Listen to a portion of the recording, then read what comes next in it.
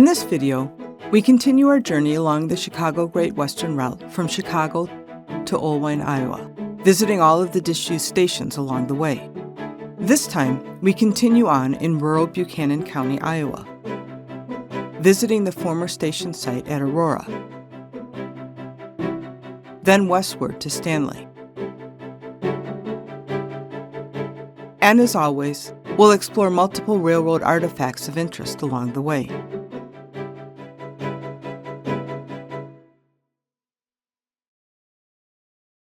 In our previous video, we visited the town of Lamont, Buchanan County, Iowa. From there, Aurora was a little more than 4.5 miles west-northwest via train. To travel there via automobile, we head west out of Lamont along 130th Street.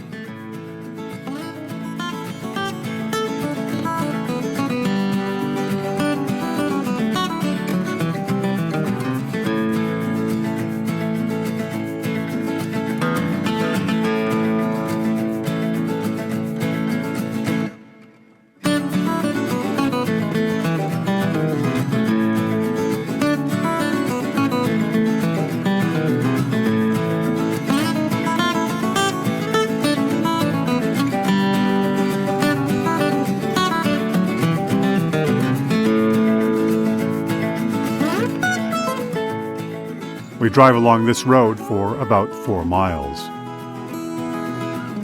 Then we turn right onto Slater Avenue, heading north.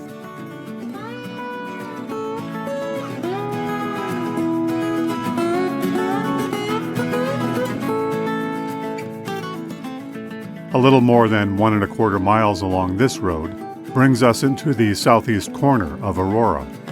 Here we turn left on Warren Street, heading west. Admittedly, it was at this point that we got a bit turned around. Hard to believe in this small town.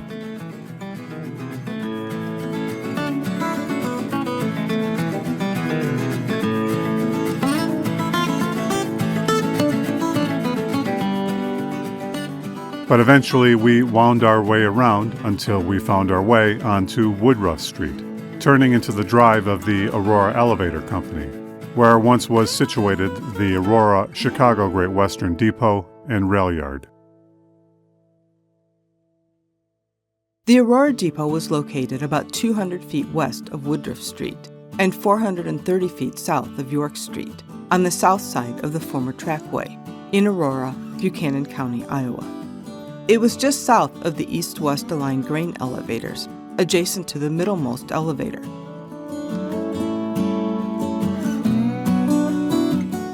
The main track line passed directly through the present yard of the elevator company.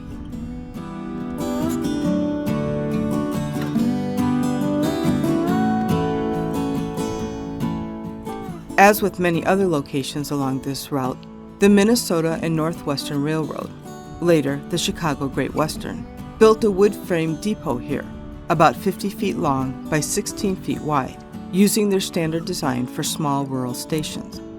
The depot was along the southmost siding in the rail yard. There are still signs of the former rail yard, such as light and signal bases, in situ and displaced, hidden in plain sight in various parts of the current elevator operation.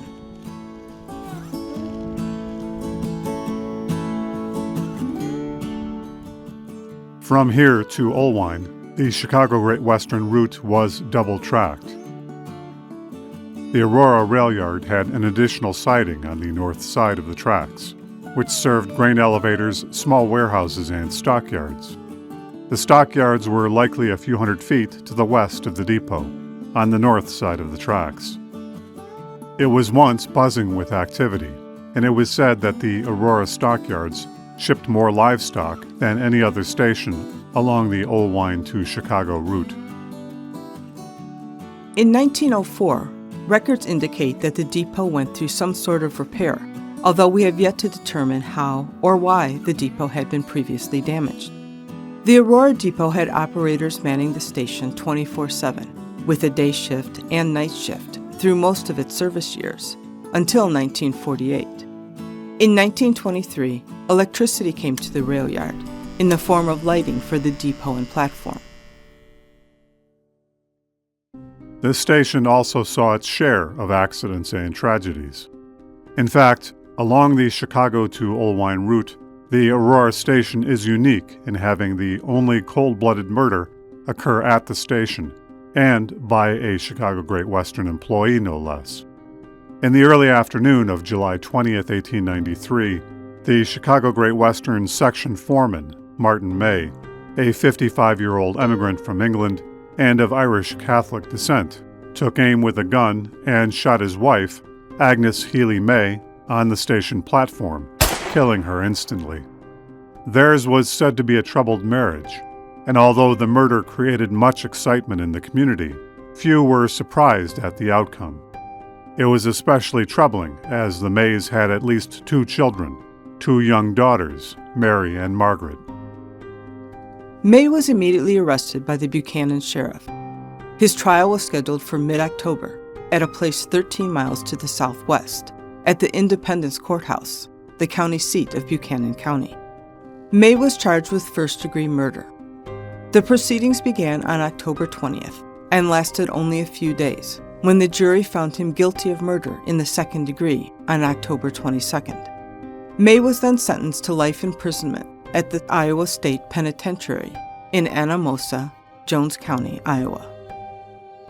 In May of 1905, after serving 11 years in the penitentiary, Martin May was paroled from his prison sentence, his lawyers successfully arguing that the murder of Agnes Healy May had mitigating circumstances.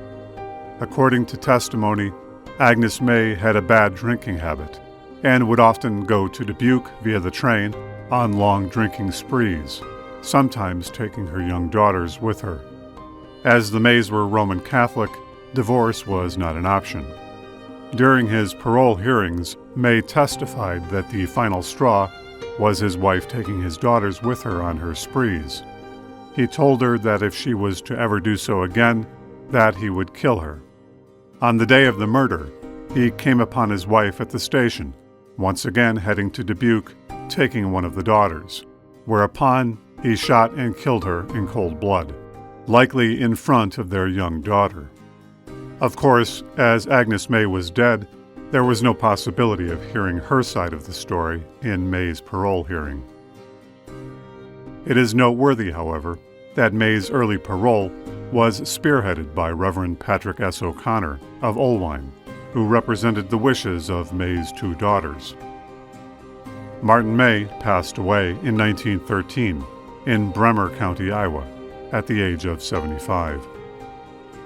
Another incident occurred in the midsummer of 1934, when the body of a Chicago Great Western construction crew member, 34-year-old Anton Peterson of Wisconsin, was found in the early morning hours, just a few hundred feet to the west of the depot.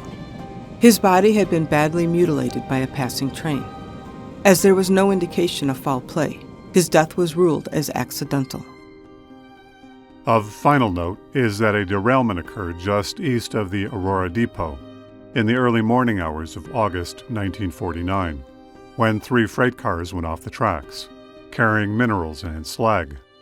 Thankfully, no one was injured in this wreck, and the tracks were cleared within a matter of hours.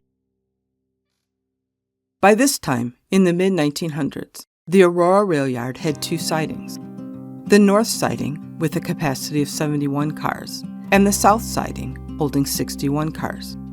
Unlike Lamont to the east, which had a single station agent through much of the 20th century, Aurora went through a series of agents for both the night and day operation.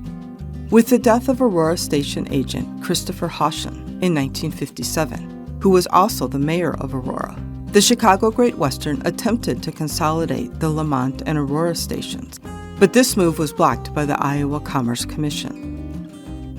Then came the merger of the Chicago Great Western and the Chicago and Northwestern railroads in the late 1960s, with the result that traffic was slowly shifted from the CGW route onto C&NW routes, as there was some overlap between them.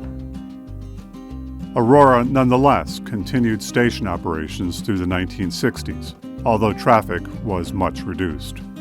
In 1971, the Aurora Depot operations were formally ceased, with the station officially closed and shut down in 1976. The following year, the city of Aurora looked into moving the old depot to the local community park for restoration, but found the cost too prohibitive. Instead, it was sold to local resident Lyle Ewing for $26, roughly $100 in today's money, who tore it down in the first few months of 1977 and used the timbers for a kitchen and bathroom remodeling project for his home. The Aurora rail yard ultimately became the property of the Aurora Elevator Company. While video recording at the former Aurora Station, we happened to meet with one of the managers of the Aurora Elevator Company, who was naturally curious as to what we were doing. Once we explained our mission, following along the former route of the Chicago Great Western, he pointed out that the Chicago Great Western right-of-way, to the east of town, was still in particularly good shape and still accessible.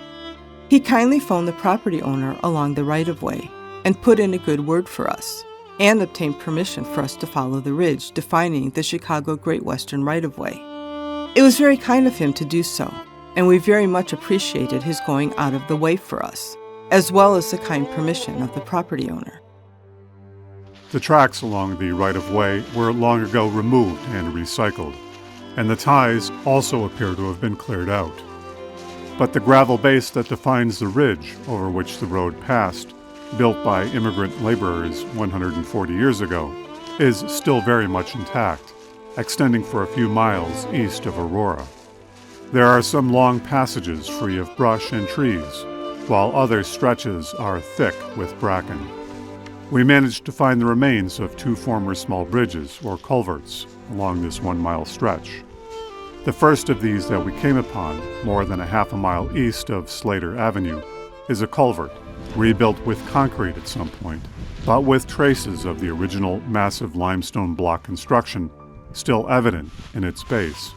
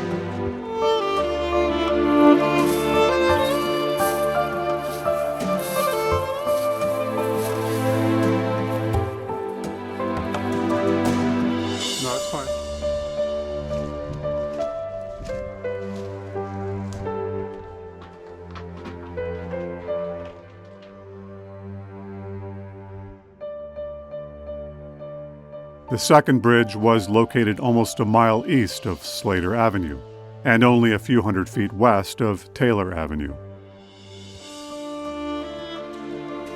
This bridge was more substantial, initially consisting of stone block abutments and wood timber spans. Only a rough-and-tumble pile of stone, concrete, and timber remains today, littering the floor of Lamont Creek.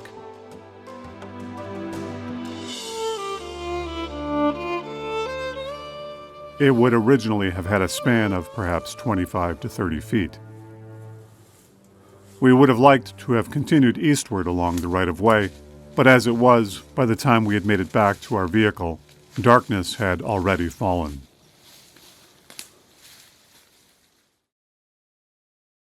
Aurora is yet another railroad town born of the arrival of the Chicago Great Western, then the Minnesota and Northwestern, in the mid-1880s. However, the community roots go back a few decades earlier, although shifted a few miles to the south. There in the early 1850s, Abiathar Judson Richardson and his family settled on land originally populated by the Sauk and Fox tribes, then seized by the U.S. government, and later sold to U.S. settlers. A stagecoach line passed close by Richardson's property, and so he built a wood house to serve as a stagecoach inn, as well as a home for his family. As U.S. settlers poured into the area, he platted out a town in 1857, naming it Buchanan after the county. In 1865, 55-year-old Nelson Jewett successfully petitioned for a U.S. post office, then naming the place Buffalo Grove after the township.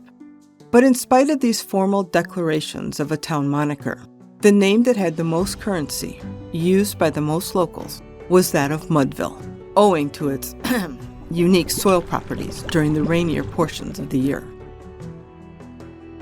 Then came the Minnesota and Northwestern surveyors in 1886, who positioned the railroad route a few miles to the north of Mudville, much to the chagrin of its inhabitants. The railroad line instead passed directly through the land of Bishop B. Warren and his wife Alice, farmers and both natives of New York State. Here, Warren platted a new town on 40 acres of their land, christening it in honor of the Warrens' homeland in New York, Aurora in Erie County. Not even the mighty Casey could save Mudville from its impending doom, with the new railroad town positioned in such close proximity. The 50 or so Mudville residents pulled up stakes and moved 2 blacksmith shops, a wind-powered gristmill, a Baptist church, a post office, a hotel, and multiple houses to the welcoming and open arms of the newly created Aurora. A new U.S. post office was established, and Ezra Richardson, son of Abiathar and Elmira Noyes Richardson, became the first postmaster. The former site of Mudville, including the Richardsons' 1851 stagecoach inn, can be seen at the Jackway Forest Park, a few miles to the south of Aurora. The new community of Aurora grew and prospered as the railroad brought in commerce and opportunity. But the young hamlet also saw some difficult times, not uncommon to small rural towns in the U.S. Midwest at that time.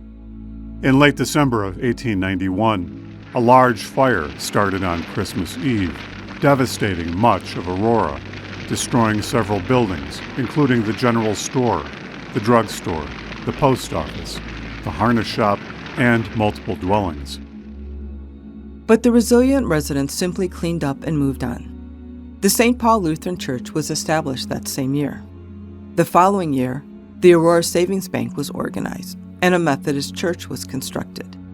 Soon the town had a newspaper, the Aurora Observer, reporting both local and regional news. A second bank, the Farmers and Merchants Bank, was organized in 1898. By now, the population had soared from its early beginnings in the mid-1880s, topping 300 residents. Like at Lamont, new fraternal organizations arose within the community: the Masons, the Oddfellows, the Modern Woodmen, as well as several craft clubs exclusive to women. The community formally incorporated as a city in 1899. New schoolhouses were built in the ensuing years, and the population may have climbed to as many as 400 residents. However, as we have seen with many of the Chicago Great Western Railroad towns, the local economy lived and died with railroad business and commerce. As the Chicago Great Western's business tailed off in the latter part of the 20th century, so too did Aurora's economy. By the 1950s, the population had fallen to a little more than 200 residents. Younger people in the community were moving to larger urban areas, where jobs and opportunities were more plentiful. Since 1950, Aurora's population has remained more or less stable, hovering around 200 people, give or take. The little city has long since adjusted to the loss of the railroad, bringing in new businesses, such as the Aurora Elevator Company, a few restaurants, and service businesses. From the muddy banks of Buffalo Creek, they have survived town moves, great fires, tragic murders, as well as the loss of the engine of their economy, the railroad. Nonetheless, they continue on, even prospering, holding on to their legacy and history, providing a safe and friendly community for their residents, and living by their town motto, the little town that's a bit old-fashioned. The next and final stop in Buchanan County, the town of Stanley, is located 4.5 miles west-northwest along the former Chicago Great Western right-of-way, a 10-minute train ride 100 years ago. On the way there, we will go down a side road so as to inspect the remains of a former CGW bridge using the drone. We depart Aurora heading west along 115th Street.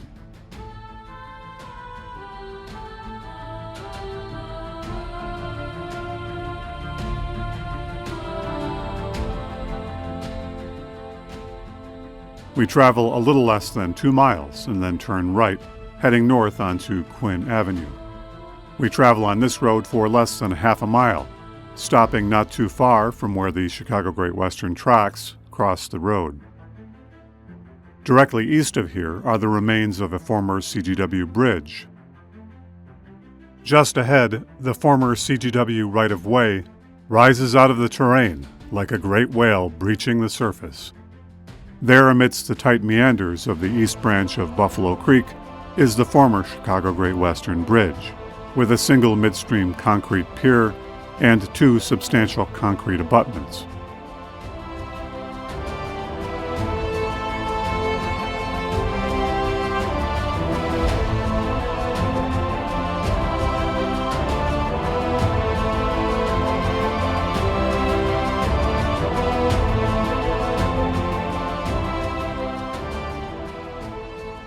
The original span of this bridge was on the order of 80 feet. It's an amazing artifact that has survived in the middle of this open field. We head back south to 115th Street.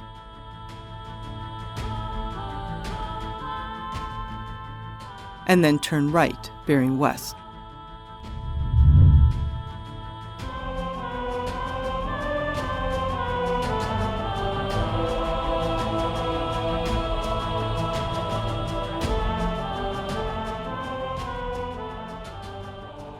After 1.5 miles, 115th Street ends, and here we turn right onto 110th Street, heading north.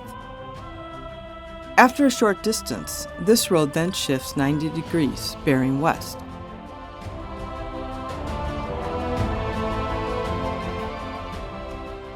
One mile later, 110th turns 90 degrees again, bearing north, and becomes Nelson Avenue. A little less than a mile on, this road brings us into the town of Stanley. To our right, near the large equipment shed, once stood the Stanley Chicago Great Western Depot.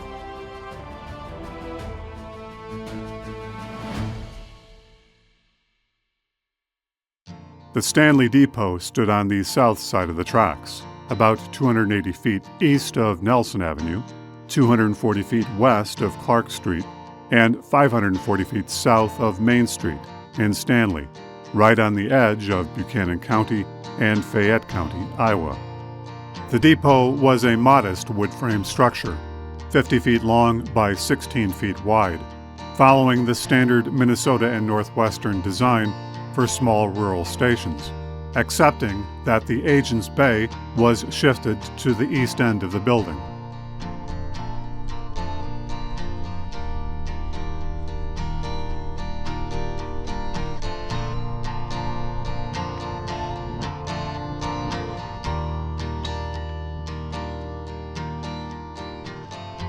The rail yard also included a conspicuous large wood grain elevator to the south of the tracks, about 170 feet east of the depot and 75 feet west of Clark Street.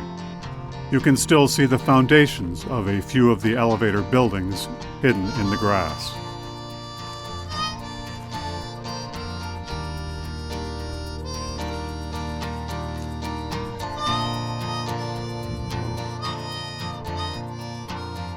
As at Aurora, there were 2 main tracks running east and west to Olwine. A single siding extended to the south of the main line tracks, passing to the south and behind the depot. This siding was approximately 1,300 feet in length. A creamery also stood to the east of town, along the trackway. Stanley, like Aurora, was among the first stations on the Minnesota and Northwestern route, later the Chicago Great Western, appearing on the earliest timetables. The first station agent at Stanley was a Civil War veteran by the name of W. M. Brooke. In his spare time, he also printed and published a local newspaper at the station, the Weekly Stanley Bugle. In 1899, the Stanley Station was visited by misfortune. On the afternoon of June 15th, 43-year-old Fred E. Backus, a brakeman for the Chicago Great Western, was coupling cars in the Stanley rail yard. He had only been on the job since February, but was already a popular workman on the rails. The cars he was coupling were carrying timbers which extended beyond the carriage. When the two cars came together unexpectedly, his head was caught between timbers, killing him instantly. He left a wife, Mary, and 3 children, then living in Dubuque, Iowa. His wife later filed a lawsuit against the Chicago Great Western for negligence in the death of her husband, to the tune of $10,000, or about $320,000 in today's money. Little more is recorded regarding the Stanley Depot and Rail Yard until late 1948, when the Chicago Great Western announced plans to close the Stanley Depot. Against local protests from Stanley residents, the Iowa Commerce Commission approved custodial service for Stanley in late February of 1949. Within a year, the depot was officially retired. By 1952, Stanley was no longer appearing on Chicago Great Western timetables. The depot was razed or removed by 1960, according to historical aerial photos of the area. The large wood grain elevator was among the last surviving buildings of the Stanley Rail Yard and was still standing as of 2009, but has since been razed. There are nonetheless some tokens and artifacts remaining in the Stanley Rail Yard, which were pointed out to us by a local resident who was kind enough to give us a tour of the location. A few hundred feet to the east of the depot, spanning across Clark Street, are rail ties buried just below the surface, betraying the original railroad line. Just a few hundred feet further east, hidden within the foliage, lies an intact and in situ concrete signal base.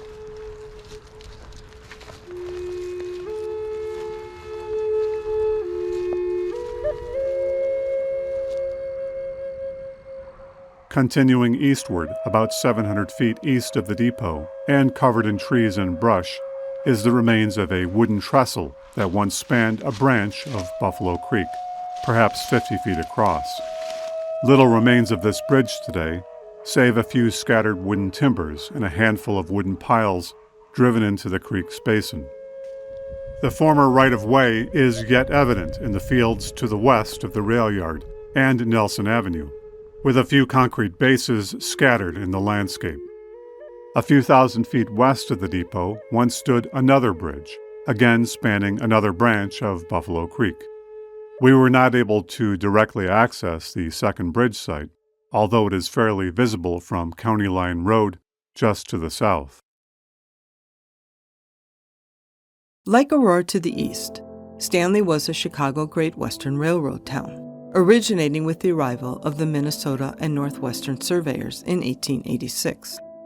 The land upon which Stanley arose, the northwest quarter of Section 5, was originally owned by Isaac Sewell, who purchased it from the U.S. government in 1857, after the military had driven out the Native American tribes from the area. Reverend Sewell was a Methodist minister, originally from Maine, but later spending most of his life in Virginia. By 1860, Sewell's eldest son, William Craven Sewell, was farming the property, but he and his family had left for Cass County, Iowa prior to 1880. The story goes that a man by the name of Captain G. M. Stanley then entered the picture, said to be a relative of the Sewells, and he, along with the Chicago Great Western engineer Charles A. Winslow, surveyed the land for the Minnesota and Northwestern Railroad, with the new station being named for Captain Stanley. Although this story is entirely plausible, there are a few problems with this narrative. For example, according to plat maps, By 1886, the land upon which Stanley was built was owned by Samuel Connolly Irvine, an Irish immigrant, while Henry S. Sewell, William Sewell's younger brother, owned the land to the west of town. Irvine appears to have acquired the land from Isaac or William Sewell between 1880 and 1886, prior to the arrival of the Minnesota and Northwestern.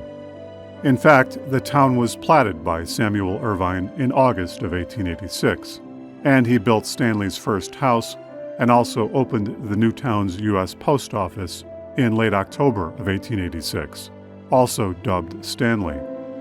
Interestingly, this first post office was located about 250 feet south of the tracks, perhaps anticipating that the town would grow more to the south.